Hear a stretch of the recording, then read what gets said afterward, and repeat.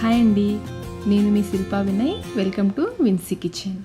ఇంట్లో ఒక్కళ్ళే ఉండి ఈ పూట వంట ఏం చేస్తానులే అనుకున్నప్పుడు రెండు బంగాళదుంపలతో 10 నిమిషాలు ఇలా చేసేసుకోండి, కడుపు నిండా తినేస్తారు, అంత బాగుంటుంది. ఇది వచ్చేసి బెంగాలీ స్పెషల్ డిష్ ఆలు బొర్తా. నేను కూడా రీల్స్లో చూసే ట్రై చేశానండి, టేస్ట్ ఎలా ఉంటుందో అనుకుంటే చేశాను. టేస్ట్ అయితే చాలా చాలా బాగుంది, నాకు ఇది చాలా నచ్చేసింది. సింపుల్గా చేసేసుకోవచ్చు, ఒక్క 10 నిమిషాల్లోనే రెడీ అయిపోతుంది. మీరు కూడా అయితే ఒకసారి తప్పకుండా ట్రై చేయండి.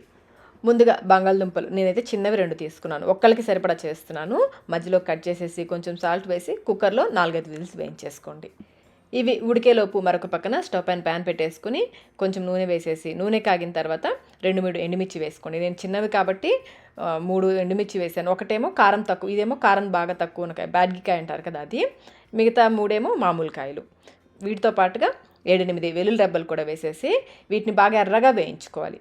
మనకి బాగా డార్క్ కలర్ రావాలి, అలా వచ్చేంత వరకు బాగా వేయించుకోవాలి. ఇవి ఎంత బాగా వేగితే మనకి ఈ ఆలు బోర్తా అంత టేస్టీగా ఉంటుంది. చూడండి, ఈ విధంగా బాగా ఎర్రగా వేయించేసుకోవాలి.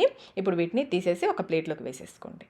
వీటిని పక్కన పెట్టేసుకొని ఇప్పుడు ఇదే నూనెలో ఒక చిన్న ఉల్లిపాయని ఈ విధంగా సన్నగా పొడవుగా స్లైసెస్గా కట్ చేసి వేసుకొని వీటిని కూడా ఎర్రగా వేయించుకోవాలి.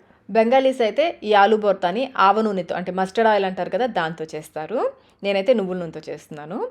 ఉల్లిపాయలు చూడండి బాగా వేగిపోయాయి కదా, వీటిని కూడా తీసి ఒక ప్లేట్లోకి పెట్టేసుకోండి. ఈలోపు బంగాళదుంపలు కూడా ఉడికిపోయి ఉంటాయి, వీటికి పైన తొక్క తీసేసుకోవాలి. ఇదైతే ఒక్కల కోసం చేస్తున్నాం కదా, మీరు కొంచెం ఎక్కువ కావాలనుకుంటే క్వాంటిటీ కొంచెం పెంచుకోవచ్చు. ఇలా తొక్కలు తీసేసుకొని పక్కన పెట్టేసుకోండి. ఇప్పుడు మనం ఎండుమిర్చి వేయించిన ప్యాన్ ఉంది కదా, అందులో ఎండుమిర్చి వెల్లుల్లిపాయలు వేసేసుకోవాలి. అలాగే కొంచెం సాల్ట్ కూడా వేసేసి చేత్తో ఎండుమిర్చిని బాగా నలుపుకోవాలి. మీకు చేత్తో కారం అవుతుందేమో, మంట వస్తుందేమో అనుకుంటే మ్యాషర్ ఉంటుంది కదా, మ్యాషర్తో అయినా నలుపుకోవచ్చు, లేదా ఈ విధంగా చేత్తో అయినా నలిపేసుకోవచ్చు. వెల్లుల్లిపాయలు కూడా నలిపేసుకోండి, మనం బాగా వేయించాం కదా, సాఫ్ట్గానే ఉంటాయి. కొత్తగా వంట నేర్చుకునే వాళ్ళైతే మ్యాషర్తో మ్యాష్ చేసుకోండి, చెయ్యి ఒక్కొక్కసారి మంట పుట్టొచ్చు. బాగా కలిపేసుకుని ఇప్పుడు ఇందులో ఉడికించుకున్న బంగాళదుంపలు ఈ విధంగా మ్యాష్ చేసి వేసుకోవాలి. మీకు కారం ఎక్కువ అవుతుందేమో అనిపిస్తే ఆ ఎండు కారం కొంచెం తీసి పక్కన పెట్టేసుకోండి. అంతా కలుపుకున్న తర్వాత చివరిలో కారం తగ్గితే అప్పుడైనా వేసుకోవచ్చు. అలాగే మనం వేయించుకున్న ఉల్లిపాయలు ఉన్నాయి కదా, అవి కూడా వేసుకోవాలి. అలాగే కొంచెం సన్నగా తరిగిన కొత్తిమీర కూడా వేసేసుకొని అంతా ఒకసారి మళ్ళీ బాగా కలిసేలా కలుపుకోవాలి. చేత్తో బాగా కలుపుకోవాలి. ఈ కారం అంతా కూడా ఈ బంగాళదుంపలకి బాగా పట్టేలాగా బాగా కలుపుకోవాలి. ఒకసారి టేస్ట్ చెక్ చేసుకోండి, సాల్ట్ ఏమైనా తగ్గితే ఇప్పుడు వేసి కలుపుకోవచ్చు. ఫస్ట్ టైం ఆలు బర్తా చేసినప్పుడు ఈ దుంపలకి మనం వేయించట్లేదు కదా, కొంచెం పచ్చి పచ్చిగా అనిపిస్తుందేమో అనుకున్నాను. అసలు అదేం లేదండి, చాలా బాగుంది. అంతేనండి, ఆలు బర్తా రెడీ అయిపోయింది. చూసారా ఎంత సింపుల్గా చేసేసుకున్నామో. రూమ్స్లో ఉండేవాళ్ళు, బ్యాచిలర్స్ కూడా ఈజీగా చేసేసుకోవచ్చు.